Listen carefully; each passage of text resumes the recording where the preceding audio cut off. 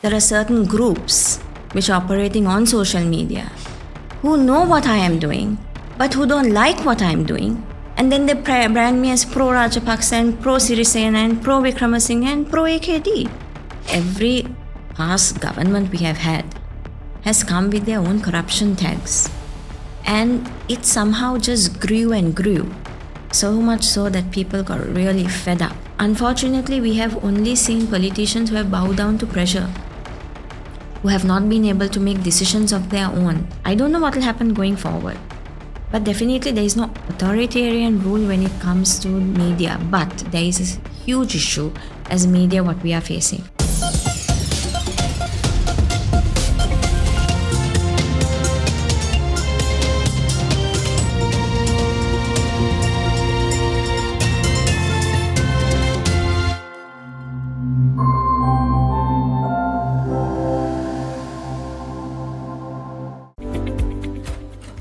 Sri Lanka since 1995. Welcome to another edition of Inside. I'm Shihar Aneez. Today we have a great personality here with us.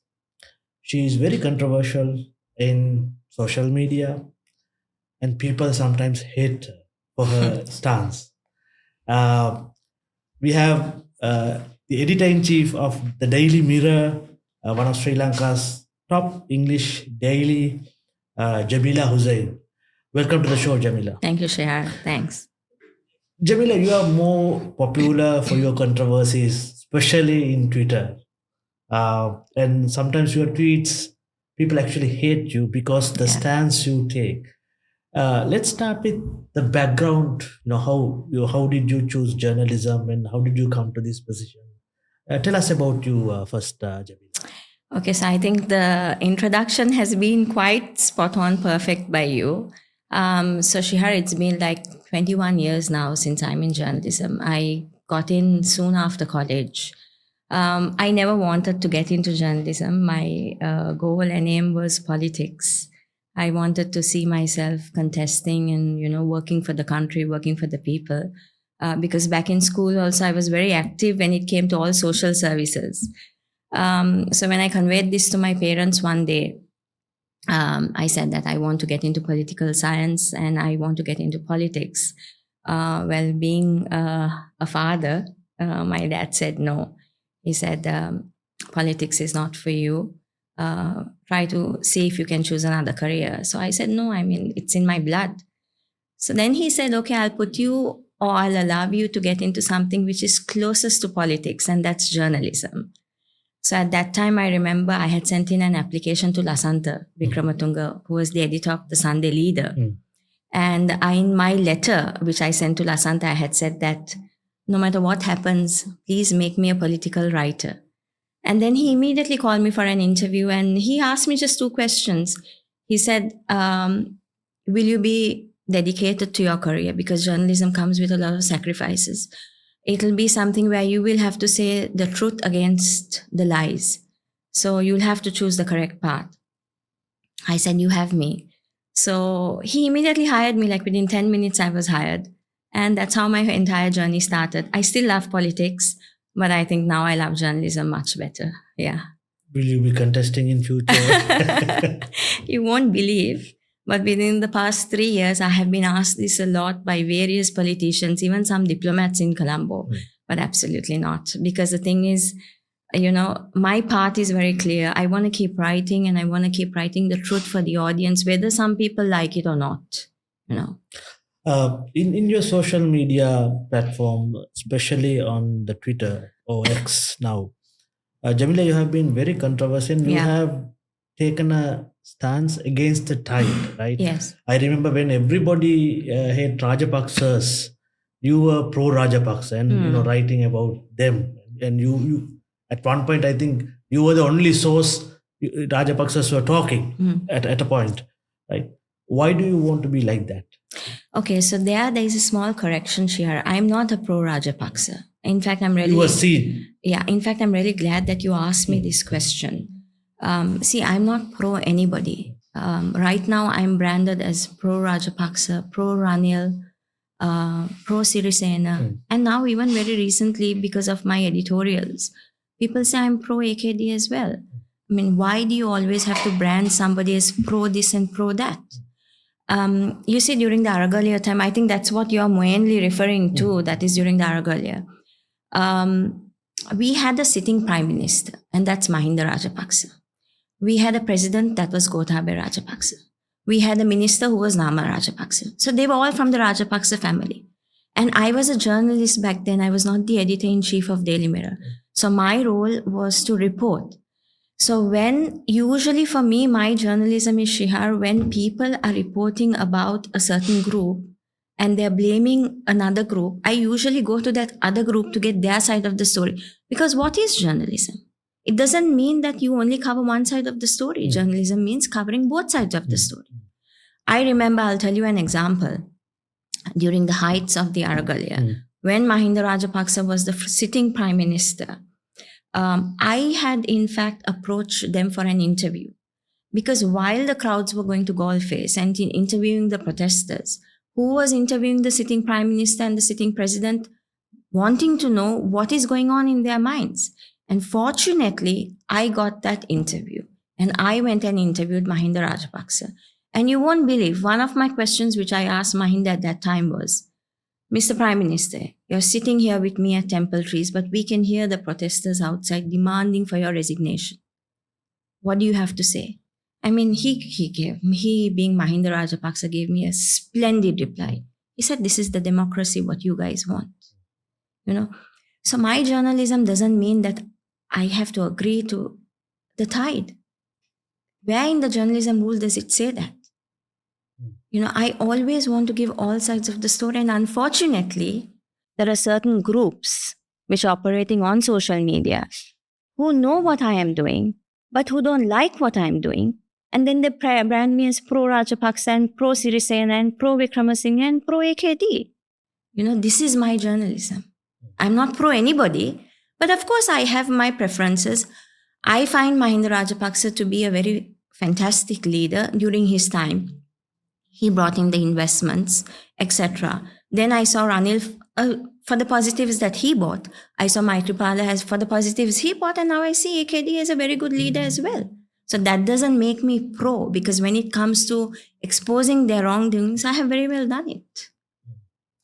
Let's come to the political analysis, Jamila. Now, we have a government with more than 2/3 majority in the parliament, and they were chosen after the crisis, after the 2 years after the crisis, and they were handed over somewhat an economy somewhat in a good shape. Yeah.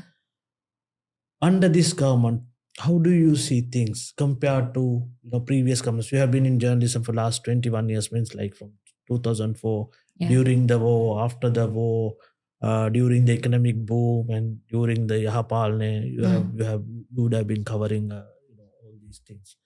How do you see now? Have things changed? Like you correctly said, when this government was handed over the country, economically, we were not fully collapsed. Because to be very honest with you, after the Aragalia, when we were bankrupt, when we did not even have our basics, we had Ranil Vikramasinghe, who was sworn in as the president by parliament. And to a great extent, they struck a deal with the IMF, and then things started going a bit smoothly. But that doesn't mean that this government was given a very well-advanced or a well-to-do country. They came with a lot of baggages. It's been over a year now since President Dissanayake has been in government. One thing I want to say is President Disanayake's campaign was rock solid compared to the other parties. He pledged anything and everything. And people actually liked what he said. They liked the change he was going to bring, especially when he spoke about corruption. Because if you and I agree, Shihar, every past government we have had has come with their own corruption tags. And it somehow just grew and grew. So much so that people got really fed up. Because you would have ministers, facing allegations of wrongdoing, and nobody was ever charged. So when President Dissanayake came into power, people had a lot of hope. But now it's been a little over a year, and we feel, at least I feel, that he's been very slow in fulfilling these pledges, especially where his economic pledges also were concerned. For example, during the campaign time, he said, I will renegotiate with IMF. But he was not able to do it. And he came back and he had to agree to the terms and conditions of the IMF. Then, for example, even the FDIs, he said, as soon as I come, I'll bring in the foreign direct investments. But even now, we see that there is no major FDI which has come in. And the largest FDI, what they had signed with Sinopec, that is also still very much unsure. As of now, we do know there's a delegation coming next month. But till it doesn't happen, we are not confirmed whether it will happen. We've also been seeing a few FDIs pull out of the country, which Daily Mirror reported 2 days ago. That Amber. Exactly, Amber pulled out. And in their letter to the BOI, they said that they could not work with the state authorities. So I don't see much of a change that has happened. But where corruption is concerned, yes, I still monitor them very closely. And I still feel that President Dissanayake is very committed to maintaining a corruption-free nation. But where his economic policies are concerned, he has been slow. But I think we should give him a little bit more time. Now, before AKD, the country's main concern was corruption. Yeah. Corruption, nepotism, and then wastage of public funds. Now, this concern has been somewhat addressed, right? Now, the logic was, once you address this, inflows, investment will flow in. Why they are not coming? See, you have to understand that even our past governments, they did not maintain a proper investment climate. In fact, Sri Lanka is now branded as a country that every time there is a regime change, the investment laws in the country will also change. Now, classic example we have is the port city. President Mahinda Rajapaksa successfully bought in the port city from China.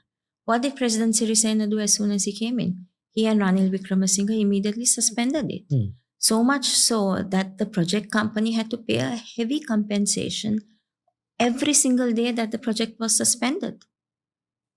And that project is still somewhat not being able to attract the correct investment, which it should have. Then we have, for example, the Colombo Lotus Tower. People said, yes, it was a white elephant project, etc., etc. But recently, when I was on a visit in China, I was in Guangzhou, and they had the Canton Tower, which was very similar to Colombo Lotus Tower. You know how much of revenue that Canton Tower is bringing into that city? How many tourists go there? It's nothing. It's just a tower. It's a tower which has a shopping mall in the lower floors. And then there is a viewing deck right on top. But every single space has been utilized to earn the city a revenue. What did we do? We didn't do anything. We just sat and complained politically. It's a white elephant. Well, it's there. Isn't it there? Now, what are we going to do about it? Rather than complaining, we should turn it into a revenue. So you see, if these foreign companies, Adani is the same thing. VFS is the same thing. Amber is the same thing. They all came with some intention here, and they all had to pull out because nobody was going forward. And there was a lot of deal making happening inside. There was so much of corruption. Every time they go take a project and come to Sri Lanka, the concerned minister is like, how much is my commission? We are branded for that. So this is before, under AKD. Of course, this is before President So Dissanayake. what happened with Amber? Amber came under AKD, I guess. The honest truth, which nobody is willing to talk about, is we still have a bureaucratic system which is thoroughly corrupt. We do not always work with the ministers concerned. We still have a bureaucratic system. And I remember in one interview which I had had with a past president, who I don't want to name, he had told me, if Sri Lanka has to become 100% corruption-free, you have to get rid of the entire bureaucratic system. You see, so when these projects come in, you obviously have to work with the bureaucrats as well. And what happens when you work with a corrupt bureaucratic system? See, these are FDIs. They're bringing in investments and coming here. They see some potential in our land. That is why they want to come here. But when they are not treated properly, there are plenty of other countries they can go to, Shihar. They don't have to specifically come and sit here. But Jamila, the minimum expectation from the government was, apart from ending the corruption, put this process properly and get the the cream in the bureaucracy and then run the country. Why it's not happening so far? Well, I wouldn't say entirely that it is not happening. Up to some extent it is happening. Because we as media, we're always monitoring the government. We're always monitoring the system to see where we can write, to see where we can expose. And to a great extent, we can see a corruption-free system emerging. But it's not entirely done yet. Like I said, President Dissanayake has been very slow in implementation. He's not been able to rapidly... See, he's first time leading the country. He has no past experience. He's been a minister before. But suddenly you are giving him the entire country. And you're giving him a country where there is obviously a lot of geopolitical pressure as well. I remember once when I had interviewed a politician, he had told me, a very senior politician, he had told me, I'm more comfortable in the opposition than I am in government. Because you can always criticize. You can only criticize, no? You can only criticize. You're not leading the nation. But suddenly when you're given the seat, it's a different ballgame, no, Shihar? All eyes are on you. 22 million people are depending on one man to lead the country. So suddenly you realize, oh my God, I'm the president of the country now. So you see, President Dissanayake, it hit him a little slow that he now has to lead the nation. And he's been slow in implementation because you have to realize what he took over. He took over a country which was already struggling. He took over a country where the bureaucratic system was very corrupt. And mostly, he took over a country where we are facing severe geopolitical pressure. So I think we just need to give him a little bit more time. 1 year for me is not enough. Let's come to the geopolitical pressure. Now, world nations, advanced nations like India, China, US, they are trying to bring in pressure on each government.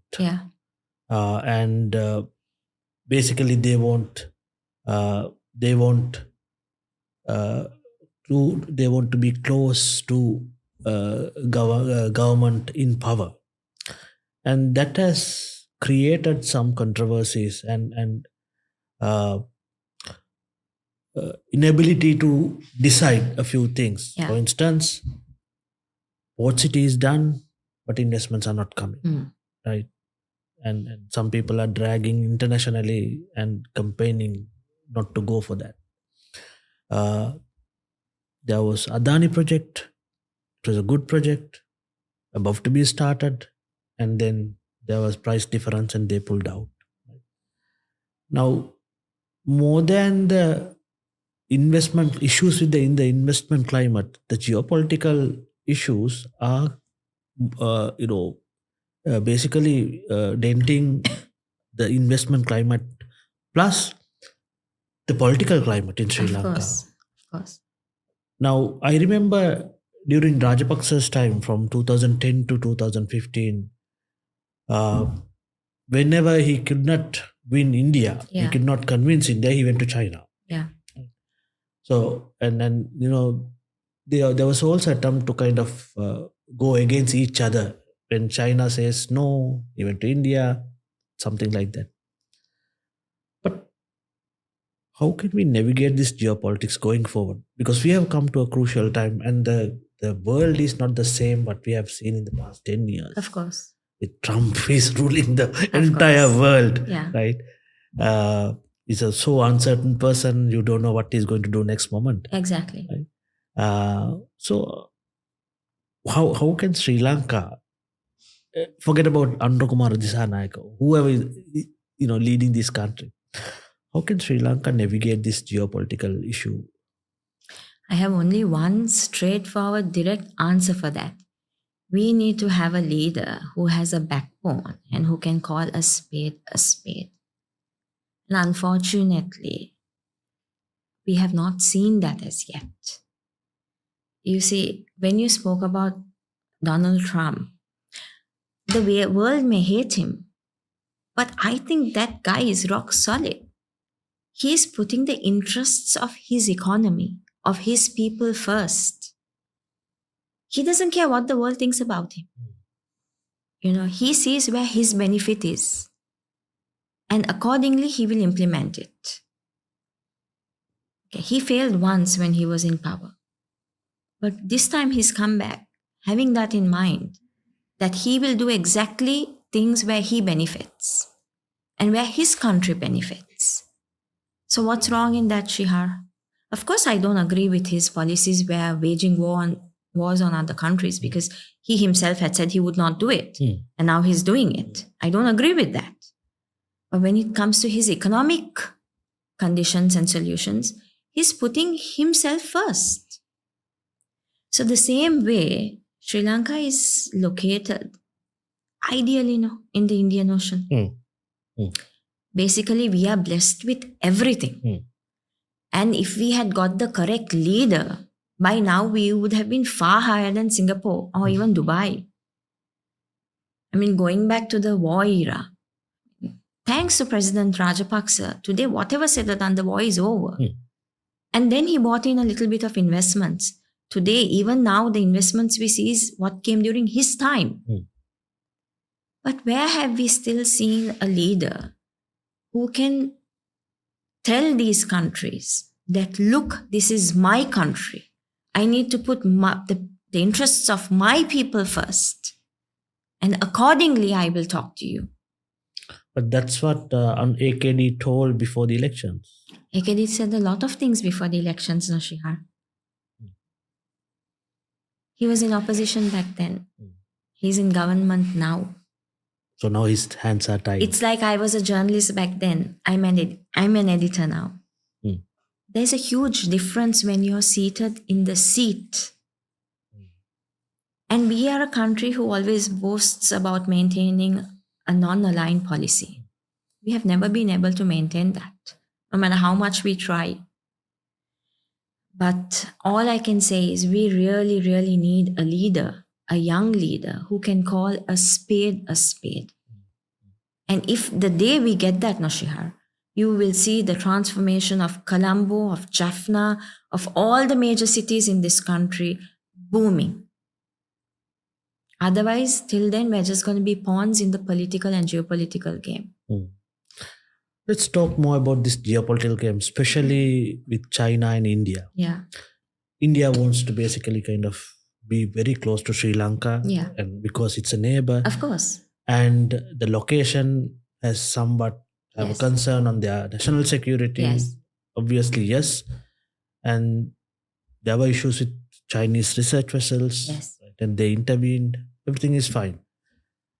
But when you talk to these politicians, what we hear is there's a huge influence by India as well as some other countries. Yeah.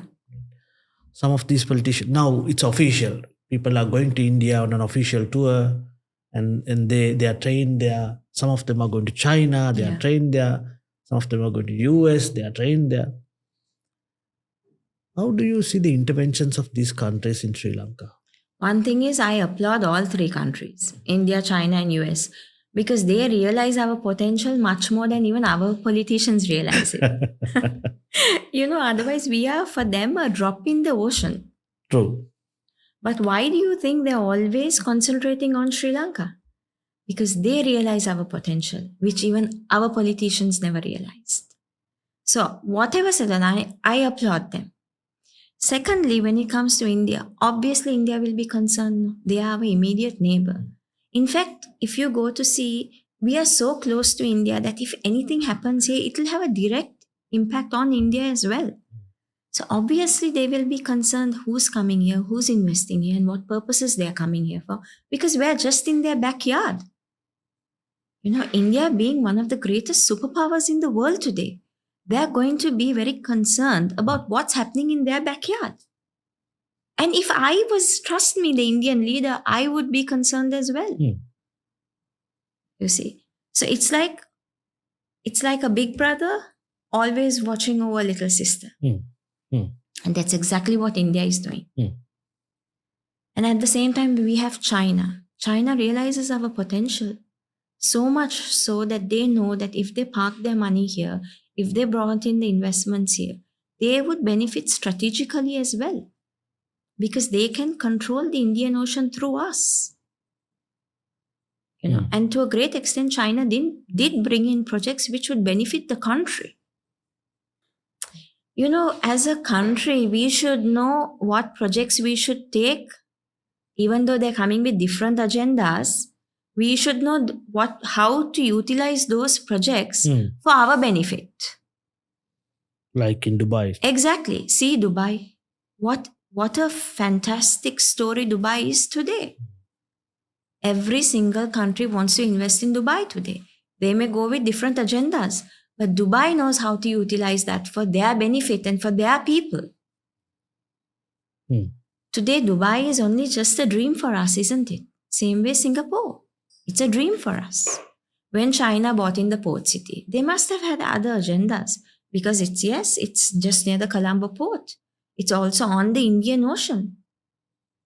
But today, if we had really fulfilled the Colombo port city, how many millions of dollars would have been parked here? How many local people would have got their livelihoods? So you see, it's always, you can't blame other countries, Shihar, when we don't know what our own benefit is. So in your view, what you say is the issue is not with the other countries, but with us. Of course it isn't. I have always maintained this, that India wants to come in here for their agendas. And I have clearly explained to you, we are their little sister. We are in their backyard. When there is something dodgy happening here, India will get concerned, because whatever happens here directly impacts them. But at the same time, India has also been one of the first countries who has always helped us whenever we have fallen into difficulty. They have never let us down.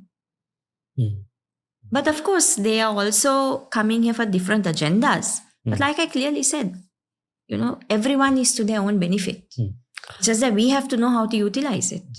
The concern people have on this whole geopolitical issue is the perception is that the genuineness of these countries, right?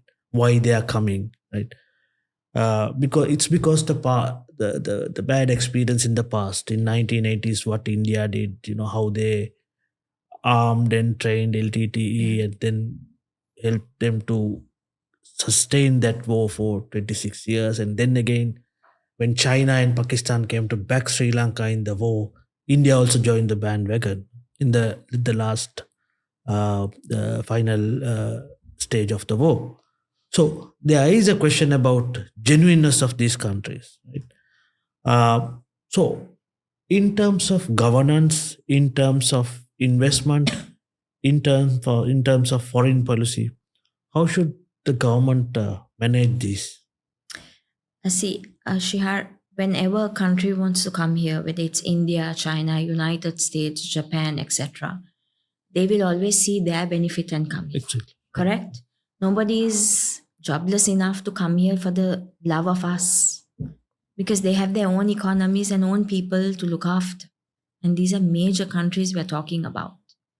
And all these countries which I mentioned, their pace of development is so fast that they have a lot of money which they have to invest within their own country. Okay. So when it comes to us, we need to get a leader, like I said, who needs to call a spade a spade. If there is a project coming to us, let's say from X, and if Y is getting hurt about it, but if that project is going to benefit this country and its people, then we should have a leader who can tell that particular opponent that I'm going to still go ahead with it, because we are not under any country. We are a democratic nation. You see? So India may have their past with us by training the LTT and sending here, and then, China, Pakistan, etc. would have come and helped us here. All that is fine. That is the past. But we really need a ruler who can tell X to sit down while Y is bringing us a better project. But unfortunately, we have only seen politicians who have bowed down to pressure, who have not been able to make decisions of their own. For what? Only they know. Whether there are some kind of political pressures they are getting, we don't know. Whether there are some financial benefits they are getting, we don't know. But I think Sri Lanka really is awaiting a very, very bold leader. And I can just hope that it happens during our lifetime at least. Yeah, I remember in 2010 when Sarath Fonseca was contesting, they said he will be the next Mahathir for Sri Lanka. And then I remember Vimal Veeravansa's famous quote, Gamman Pillai, I think, where they said both Lee Kuan Yew and Mahathir are there in the form of Gotabaya Rajapaksa. Yes. But that never happened. In fact, I will tell you today, Shihar, I've never said this before. In my forums during Gotabaya's campaign, when I was invited for forums to speak, I had mentioned in those forums that Gotabaya might be one of the greatest leaders this country has seen, or he might be one of the weakest.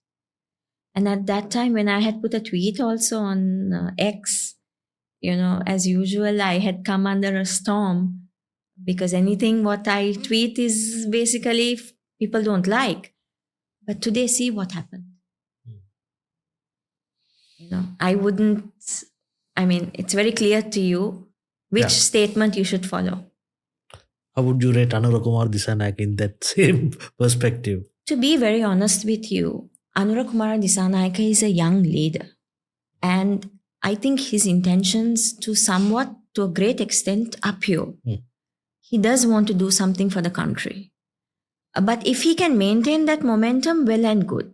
But as we all know, corruption, a great power comes with great responsibility, and then, it corrupts a soul. So we yet need to see where AKD is actually heading. Right now, we see him maintaining a fantastic PR with the people and, taking selfies, and people actually looking up to him. Even in the north, for example, people are actually looking up to him. They get excited when they see him. But that's all fine on camera. Off camera, what? I think this coming year, 2026, will be very crucial, because his first year in office is over.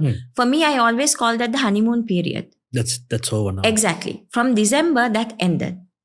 And now starts the real work. Yeah, I think also with the Ditto, the equilibrium has changed. Yes. It's not the same governance and the leadership you have to maintain now.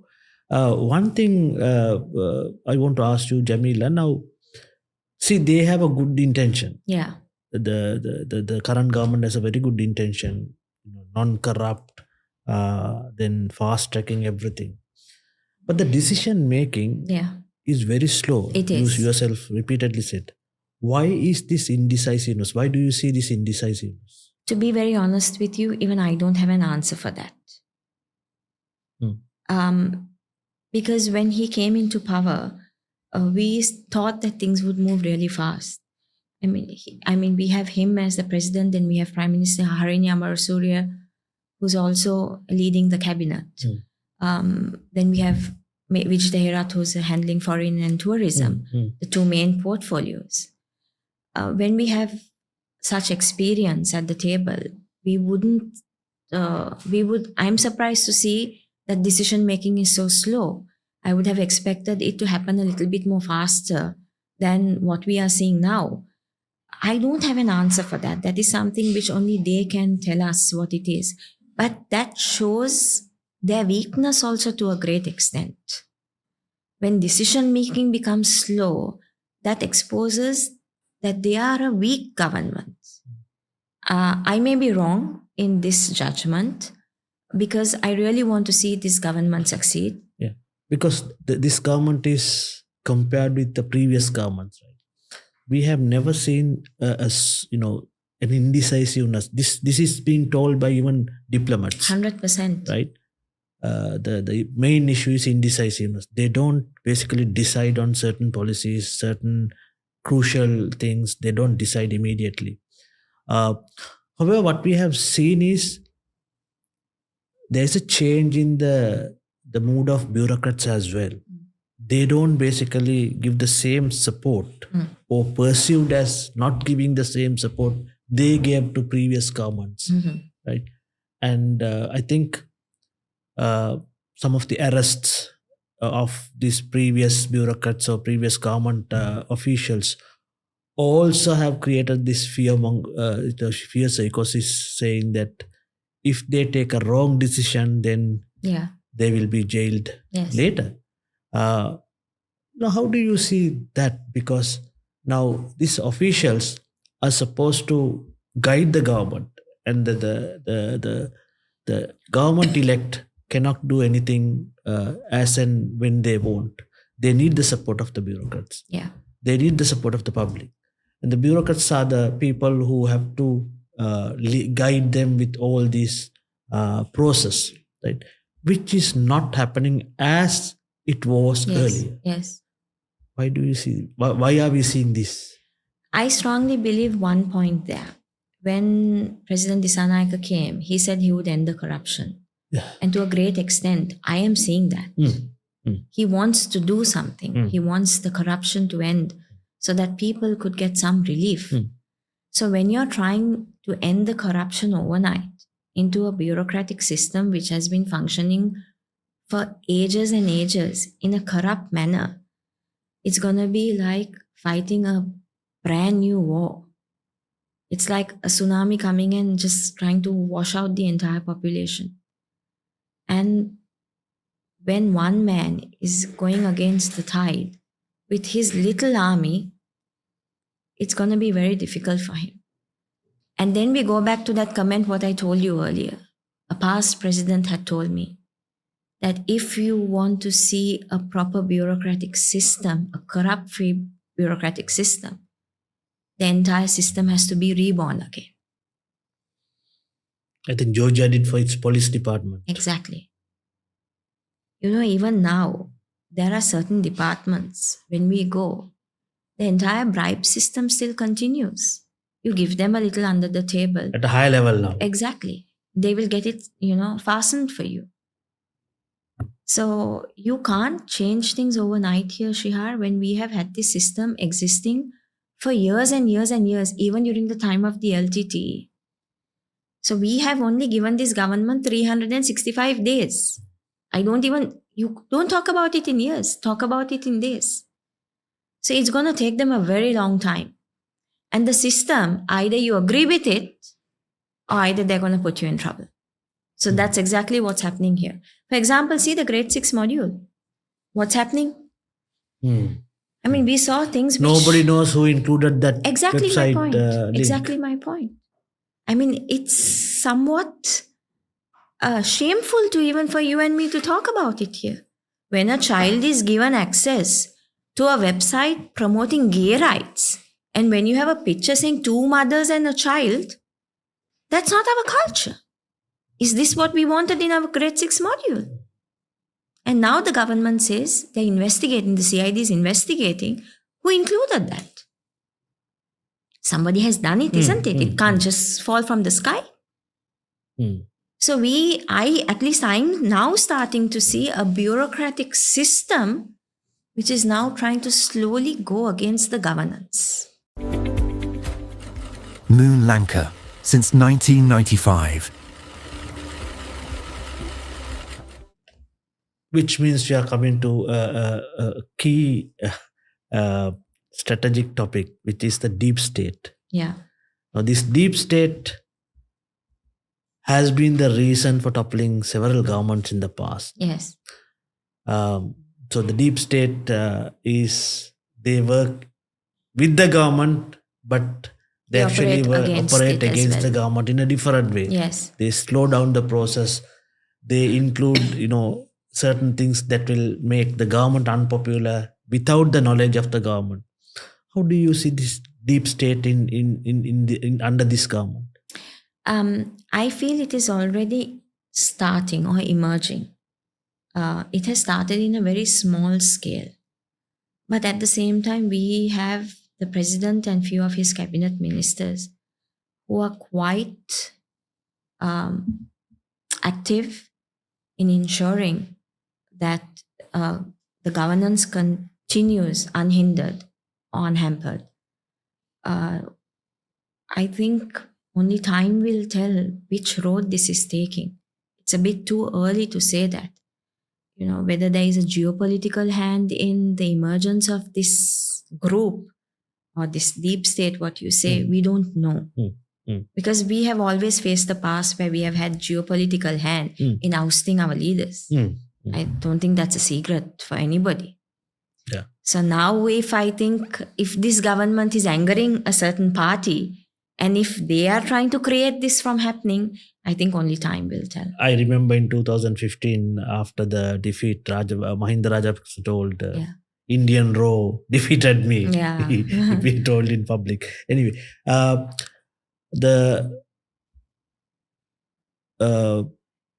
going forward with all this, right, now, it's true that they have a good intention. They have shown it. Of course, some of them may not have the experience, right? But because of their good intention, they're still trying to do something. Yeah. There is no issue. However, it's not easy. Yes. That I think they have also understood. But going forward, how do you see things should move? Because you have an opposition within the bureaucrats. Yes. Of course, you have very less opposition. I mean, the opposition is scattered now, right?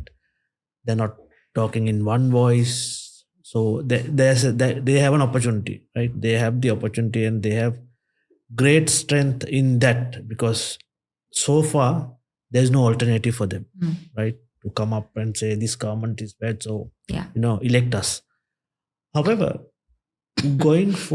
so far the issues this government is facing is within the government. Yes. They have not come outside the government. There is no one to challenge them outside. Exactly. Right? Whether it's educational reforms, whether it's appointing a wrong person to Jeddah as a consular, all these they themselves have done. Right? So, going forward, how do you see things will unfold? Going forward, I think, like I wrote in my latest editorial in the Daily Mirror, this government has to get their act together. Because like you correctly said, there is no one to challenge them outside. And the reason why the opposition even has a voice now is because of the weakness this government has shown. So if they don't get their act together, we're just going to see the past unfolding again. It's going to be a weak government. It's going to be where decisions are not made. FDIs are not going to come in. Jobs are not going to be created. Like World Bank has predicted, we have to create 1 million more jobs in 2026. How are we going to create that? Shihar, I need to start a company for me to create more jobs, no? Otherwise, in the existing system, those jobs don't exist anymore. So there are a lot of challenges this government is going to now face in 2026 because, like I said, their honeymoon period is now over. From December 31st, for me, it was over. Yeah. Jamila, now, one thing you pointed out is creating jobs. Yeah. This government, since it took over on, I think, 21st of November, they have been maintaining the status quo in terms of the economic policies. Yeah. They never changed any key policies in the economy, and they went with the IMF. As you correctly said, they never wanted to change the debt system with sustainability analysis or the IMF agreement, which is a good thing because you have the consistency and the confidence in the system. However, this is not enough. This is enough for recovery. Of course. You need to grow this country to create job, to expand the investments, to bring in more investments. That's not happening under this government, and I don't see that plan. Why is it? I mean, they had a lot of plans before they come, right? But it's not actually happening at the grassroots level or practically. How can they navigate this, and how can they going forward to have a better economy with better economic growth, right? What you see now is a autopiloted growth. Yes. It's not something like that you correctly said, they're flying on autopilot exactly right now. Right? So it's not something they started, to grow the economy, to bring in more investment, to create more jobs, to allow private sector, with more concessions. They have not done that yet. Yes, correct. I mean, this at a point they are going to stuck in the economy if they continue like this. And with IMF, which always, talk about stability rather than the economic growth. Yes. Right? They are for stability. IMF is for stability, not for economic growth. Right? So they are going to stuck somewhere if they don't grow the economy. How do you see this? And do you see it's a weakness of them, or do you see it's because they are still kind of assessing the situation? You can't assess the situation for the past 1 year. Somewhere they should have started making their decisions. But up to now, they have not made those key decisions. They're in the process of doing it. And like you correctly said, IMF is only there for stability. They're not there for economic growth. We have seen that happening in other countries which have depended on the IMF. In fact, I have always maintained IMF is there only to tax the hell out of people. Our incomes have not gone up, but our taxes have gone up. And trust me, every single citizen in this country is feeling it today. When I'm getting an income of, let's say, 20,000 and I'm taxed, how much can I take home? So this government really needs to start acting where economic growth is concerned. And how do we do that, Shihar? We can only do that if we identify the potential within our own soil. For example, we have agriculture, right? We have some lucrative markets. We have agriculture, we have our tea industry, we have our garments industry, so many industries. We have young talent who we can turn into entrepreneurs. We have so many things going on within our own soil, which the government, not only this, but even the past governments have failed to recognize or they have failed to work for. Why are we still not out there fully in the global market? I don't see our potential being utilized. See, for example, tourism, Shihar. For me, Sri Lanka's tourism success is tourism story is an utter failure. I'm not only talking about this government, mind you. I'm talking about the previous governments as well. We have just had road shows. We have just had stalls in, these tourism shows overseas, etc., etc. But no, that doesn't help. We are still not being able to attract the cream of the crowd. The entire cream of the tourism crowd is going into Maldives. Thailand is doing better than us. We have everything to offer. But we are still not getting the numbers. I feel we are ending it at 2 million, 2.5 million. But we have potential to get far higher tourism into the country. You see, so governments have never realized our own potentials. And I see that this government is also falling prey to the same weaknesses maintained by the former governments. You need to start realizing our own potential. Why are we always running overseas for loans? When we run out of money here, we're always going for loans. Either to World Bank or Exim Bank or China or India or Japan or Russia. We are a country which is surviving on loans more than actually getting our people, our workforce to work. Build up your own market. See India, the Made in India proposal Concept, which Narendra Modi introduced. Today, see what Indian products are. Trust me, we can make far better products on our soil.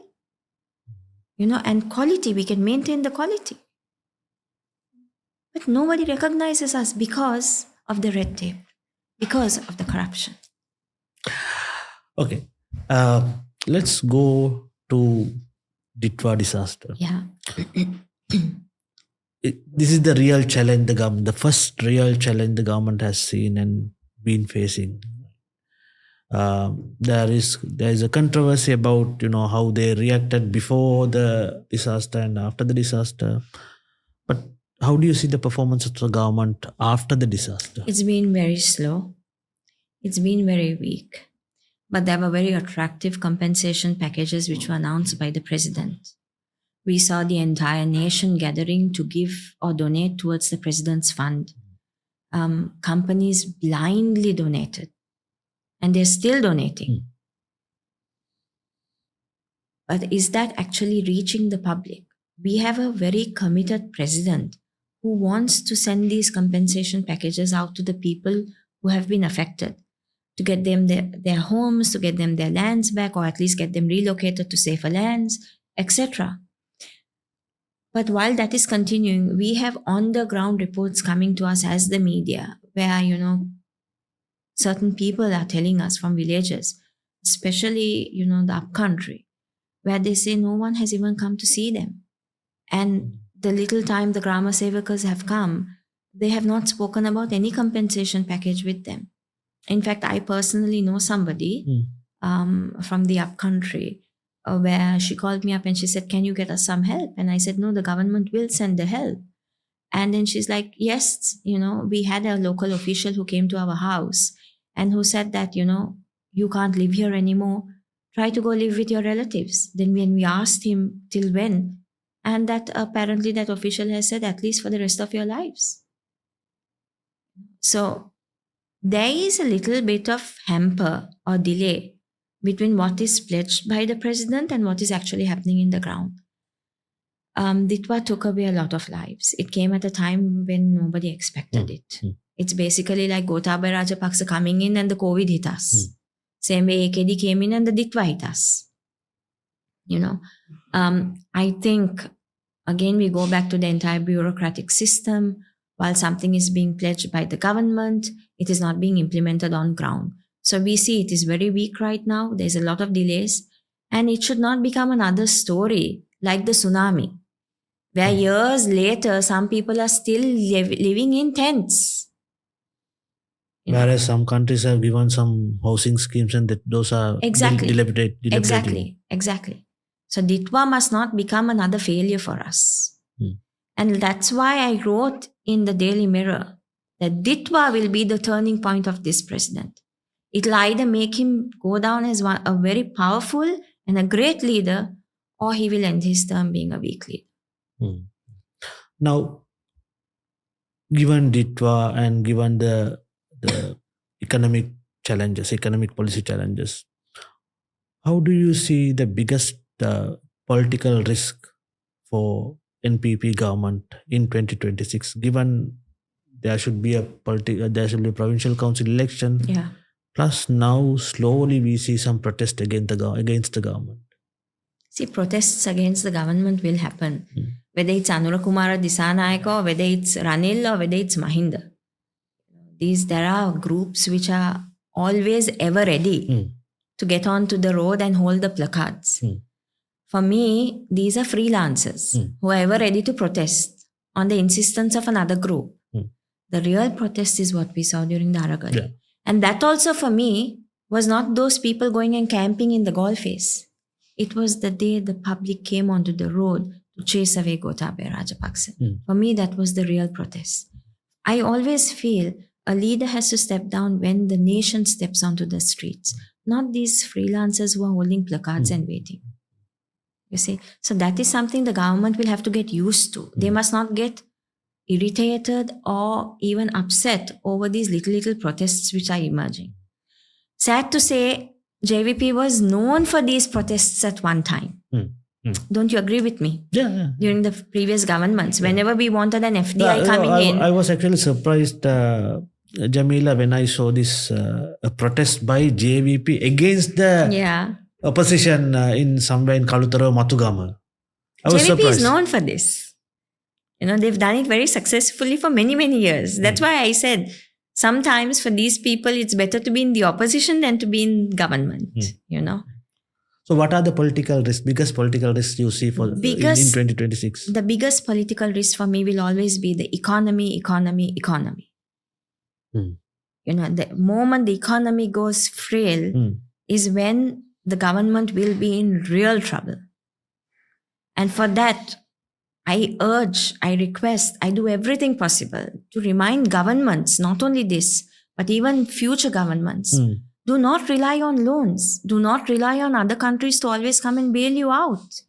Why are we always with a begging bowl? We always do that. Why are we not building up an entire proper industry within our own soil? We have fantastic talent, Shihar. When you talk of Sri Lanka, years ago when I was in the United States, when we speak about Sri Lankan products, they actually commend us for our quality and our consistency. You see Sri Lankan tea. When I was in Iraq a few years ago, everywhere I could see Akbar tea. That's Sri Lankan Ceylon tea. And for them, that's a luxury. When I was in China, you say Ceylon tea, they love you for it. So you see, this is what we can take to the world, but we are not taking it. So this government will face a massive challenge in 2026, and that is the economy. In your view, Jamila, now people have shifted from more traditional parties like UNP, SLPP, even SJB. All these traditional parties, and they have voted in NPP. Do you think that shift has addressed Sri Lanka's deep-rooted issues? I don't believe that. See, people shifted from the UNP, SLFP, SLPP, etc. is because they wanted a change. They were fed up of the politics, what they were seeing. The same old political faces, the same old deal makers coming onto the table, the same old traditional politics which was in our political system. So they thought the JVP came with new faces. They came with younger faces. So people were quite taken up of the fact that, we had Anura Kumara getting on stages and saying, I'll end this, I'll end that, I'll do this for you all, I'll do that for you all. People had actually no choice also, Shihar. For them, they only saw Anura as a fresh face. Because we had Ranil, we had Sajid. Those were all the faces which had already been in the system for a very long time. I'm not saying AKD was not in the system, but, he was with a very minor participation in parliament. One of the key issues Sri Lanka has been facing from the day of independence is this northern east. Right? Yeah, correct. So they want self-determination at one point, and then they want more powers for provincial council. And then when they were given... Why do they want more powers? Yeah. So basically, they say that they can't work with the central government. Right? Why? They're all one country, one nation. True. So what my question is, we have not seen any reduction in the protests here and there on the the issues on temples, issues on Buddha statue. Unfortunately, right? yes. Yeah. The small ethnic tensions are still there, right? Even under this government. How do you see these incidences influence this government's policies towards Northern East, especially the minorities? See, there I don't blame the government at all. Yeah. These little incidents, what we see are pure acts of racism. And that has been going on in this country for a very long time. And I feel it is being purposely done by certain groups. Governments are not involved in that. In fact, it is just adding to the worries of the government. At a time when we should be concentrating on rebuilding our country where the economic policies are concerned, we suddenly have these little acts of racism splurging up. So this is something which the government really needs to contain. They have to address these issues and they have to contain these issues. You can't have a certain religious group get into another area and suddenly say, yeah, I'm going to put up a place of worship here. It doesn't happen like that. Every religion must be respected. Every God must be respected. Every religious culture must be respected. We are known for that. But unfortunately, there are certain groups who don't believe in that. And there is an underhand there, I feel. I have always felt that. This is not like they just want to go and emerge and suddenly create chaos. Racism has been alive in some people's blood for a very long time. That's how they make themselves heard. But that is wrong. North and East have maintained very peaceful communities for a very long time. During the war, the LTT used their own community as child soldiers, as suicide bombers. So this is a community which has seen years, decades and decades of hardship, of war. They deserve a better life. I was in Jaffna during the election period. And I fell in love with the place because that is such a booming, untouched city for us. Trust me, Jaffna has a lot of potential. But unfortunately, we have not been able to develop it to what it truly can be. The youngsters, when I used to see them, I was so taken up. They're human beings, just like us. They want to enjoy their lives. They want to have a good job. They want to take home good money. They want to go out on weekends and enjoy themselves. Nobody believes in this separate state anymore. That is the idea of only a few who sustain their living by talking of a separate state. But when you actually see those youth, they all want to live a normal, comfortable life just like you and me, Shihar. You see, if you see these people protesting in the north, trust me, the youth don't want those protests anymore. Jaffna is a booming city, and I feel Jaffna still doesn't have a proper political representation. Arjuna is there. Well, he's there. He's more a PR guy than he is for working for the people. He can say anything to keep himself alive in the media. For me, he's a mini Mervyn Silva. Jamila, now, do you expect by any chance this government to fall with facing an Aragalaya? It's a tough question. I don't see that happening, to be very honest. But only time will tell. But as of now, absolutely no. And I hope and pray it doesn't happen, Shihar, because whatever, we may be journalists, but we are citizens first. And when that happens, the entire nation will suffer. And I really hope that doesn't happen. That is why the government should get its act together. When the government is now working hard on the elimination of corruption, people might expect the benefits of it. Right? So either the revenue income should go up, or their cost should come down, or their savings should go up. One of these three things should happen. Yes. But the criticism is nothing has happened so far. Spot on. Despite all this effort to reduce corruption, putting behind the bars of past perpetrators and corrupted people, nothing has happened. Why is this? See, right now what is happening is you're taxing the people so much that you're trying to get the state revenue up by taxing the people. Of course, we have to all pay taxes. We cannot evade our taxes. And maybe in the past, there have been certain powerful people who have always evaded their taxes, which is why our revenue had fallen short. But at this time, when business is slow, when people are suffering, and then you're taxing the shit out of them. It's very difficult, isn't it, Shihar? For that, the government needs to get their policies in place. How they can basically increase the income of the people. Exactly. Build a stronger business environment in the country. Let there be basically like competition in the market. But no, business is so dull. For example, even a small trader who sits in Peta has only one complaint. I mean, we are paying massive taxes, but we are not getting that income coming in. So somehow the government has turned very deaf to this. They're tone deaf. They just want to show the numbers. They want to show the revenue coming in. But at what cost? Seeing the people suffer? You know. But this is the same thing that happened under Ranil as well, if I'm not wrong. It did. That's right. It did happen under Ranil as well. But somehow Shihar Ranil was Ranil. There was a lot of corruption even under his government. No? There were his people. I'm sorry, don't want to go to that extent. But there were certain people who benefited through his presidency as well. No, but we don't see that happening with Anura Kumara Dissanayake. Of course, there are now reports emerging that, you know, certain people who supported AKD are in better positions.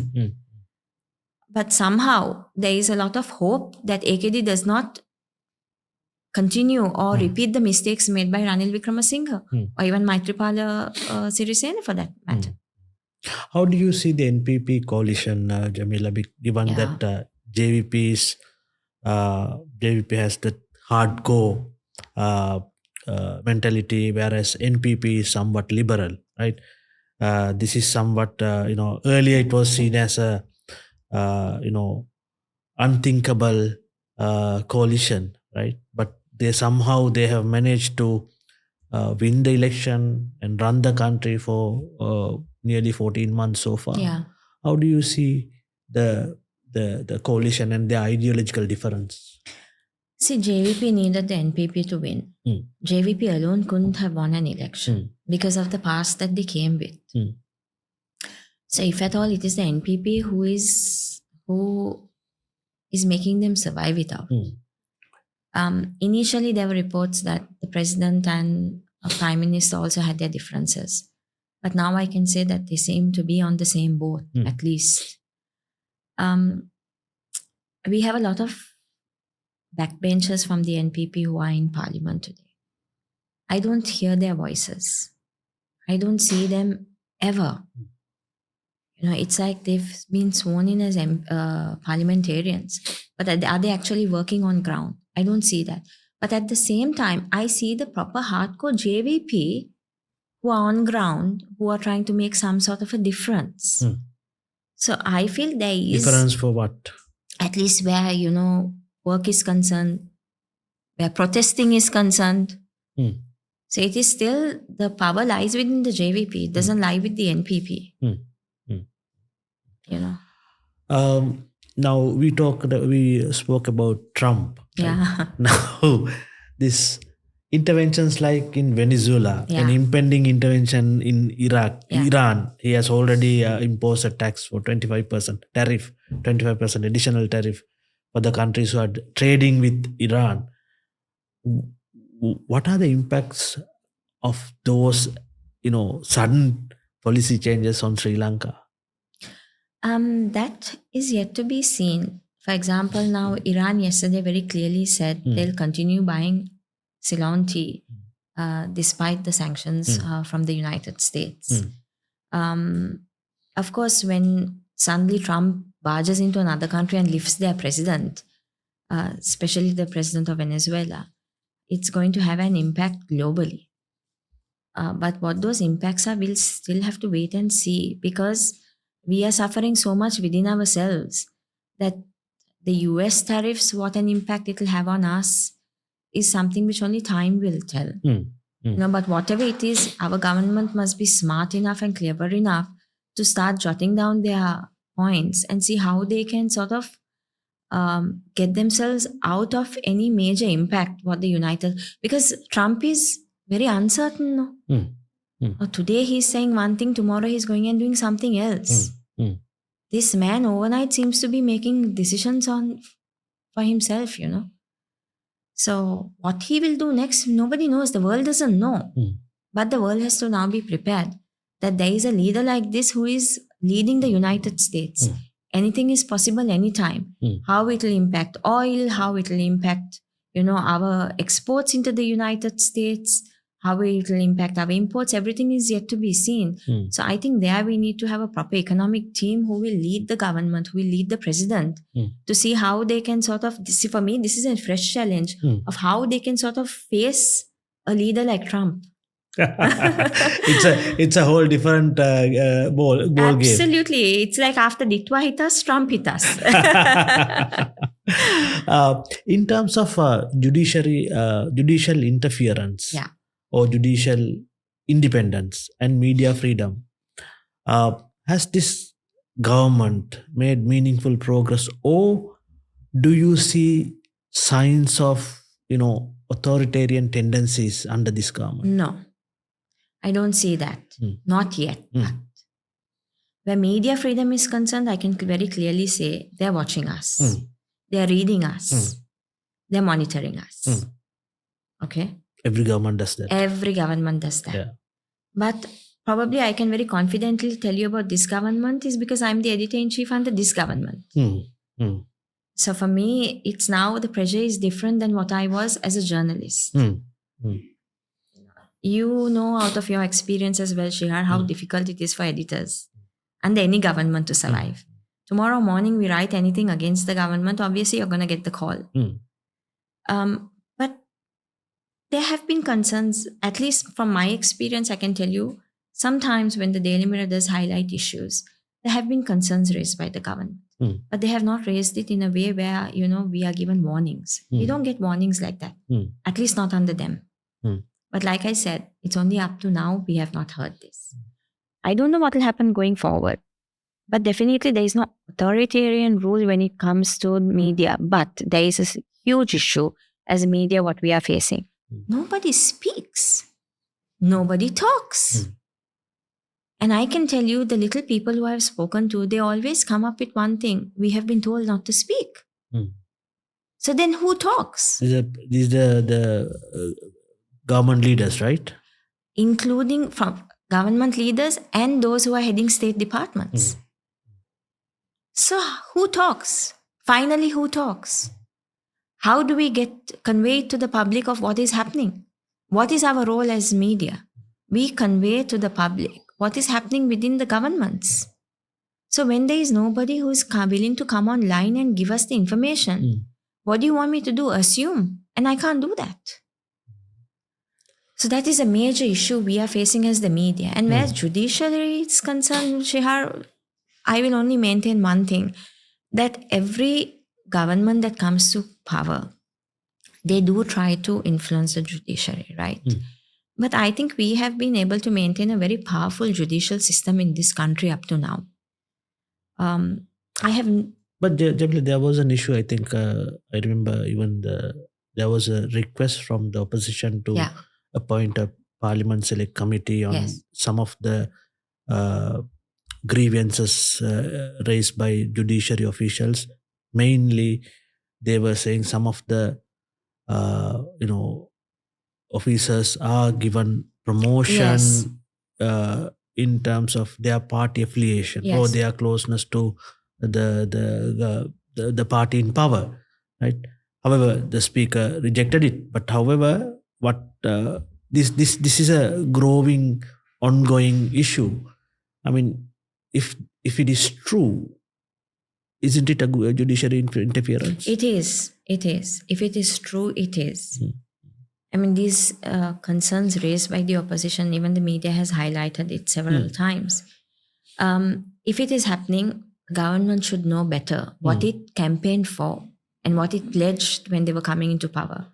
And if they are going to backtrack on their pledges now by trying to appoint their people based on party affiliations, then that is only going to lead to, we all know where it's going to lead to. Last question, Jamila. Looking ahead beyond 2026, what scenarios do you see that could lead the downfall of this government? Plus, what achievement or the success by this government could solidify its long-term hold in power? When it comes to the failure of the government, or if the government is going to be thrown out, much ahead of their time. I don't see that happening with the NPP government. I think we have a dedicated bunch of people who really want to come and do something, but they are very weak in their leadership. But that doesn't mean that it may lead to their downfall. Because somehow they're sitting on the table and talking with foreign governments, with the locals. They're trying to get their act together in some way, although they are very slow in it. If the government can realize that they should not fall under political pressure, which has increased a lot within the past few years in this country, and can see for the benefit of the nation and the people first, bring in the FDIs, strengthen our key industries like tea, agriculture, garments, etc. Try to open us up more into the world market. Try to get the tourism numbers coming in by, implementing the correct projects in other countries. Get the talent required. Use our diaspora. Why are you just letting them be out of the country and just coming in here only to cast their vote? Identify who we can use so that we don't have to send our workforce from here there. So if they can identify these things, if they can create better lives, better livelihoods for our people, for our youth, stop the brain drain happening, get the jobs created here, identify the existing projects like Colombo Port City, etc., utilize that. Go out on your own. Don't depend on other countries to go and get you your investments. Do it. You're a lone man. Do it. Don't depend on the others to come and help you with it. We today are surviving is because we trust our own self. The government should trust themselves. If they can identify and put together all these issues, I think Anura Kumara might do a good job. Jamila Hussain, Editor-in-Chief of Daily Mirror, thank you very much for inspirational, in-depth and insightful comments. Thank you very Shihar. much. Thanks a lot. That's it for the day. We had Jamila Hussain, the Editor-in-Chief of the Daily Mirror. Stay tuned for another episode. Thank you very much. Sri Lanka, since 1995.